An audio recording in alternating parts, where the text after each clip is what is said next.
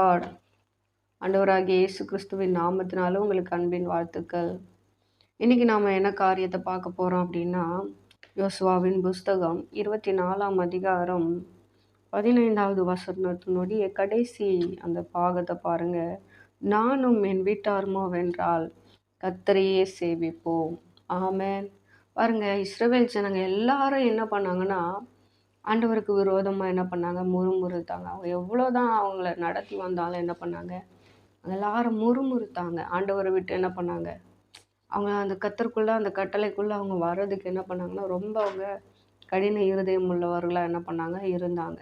வாழ்க்கை குறித்து ஏதோ ஒரு பயம் அவங்கள என்ன பண்ணிட்டு இருந்தது, தாக்கி கொண்டே இருந்தது. அவங்களுக்கு போய் சேருவோமா இல்லையா அப்படின்னு சொல்லி ரொம்ப பயம் அவங்களுக்கு.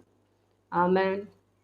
ஆனா விஷயம் என்னன்னா, யோசுவா மாத்திரம் என்ன பண்றாருன்னா, நீங்க எல்லாரும் எதையும் யோசிச்சுக்கிட்டு இருக்கீங்க, நீங்க கடவுளுக்கு பயப்பட மாட்டீங்க அப்படின்னு சொல்லிட்டு யோசுவா என்ன சொல்றாருன்னா, நானும் என் வீட்டாருமோ என்றால் கர்த்தரை மாத்திரம் நாங்கள் என்ன பண்ணுவோம், சேவிப்போம். அது எங்களுக்கு போதுமானது. கர்த்தர் எங்களுக்கு துணையாக இருந்தால் போதும். அவர் ஒருத்தர் எங்களுக்கு துணையாக இருக்கிறது போதும் அப்படின்னு சொல்லி என்ன பண்ணாங்க, அவங்க அதை மாத்திரம் கர்த்தரை சேவிக்கிறதுல மாத்திரம் என்ன பண்ணாங்க, அவங்க கவனம் செலுத்தினாங்க.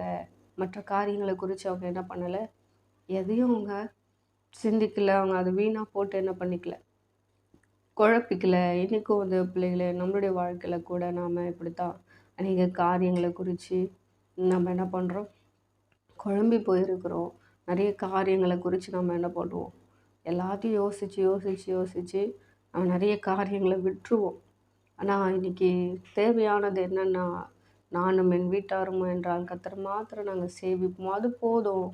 கர்த்தருக்குள்ள மகிழ்ச்சியாக இருப்பது என்னுடைய பலன் என்று சொல்லி நாம் என்ன பண்ணணும், கர்த்தருக்காக ஓடுவோம். கர்த்தருடைய நாட்கள் வரும் வரைக்கும் நாம் என்ன பண்ணுவோம், கர்த்தருடைய நாளுக்காக ஆயத்தமாக இருப்போம்.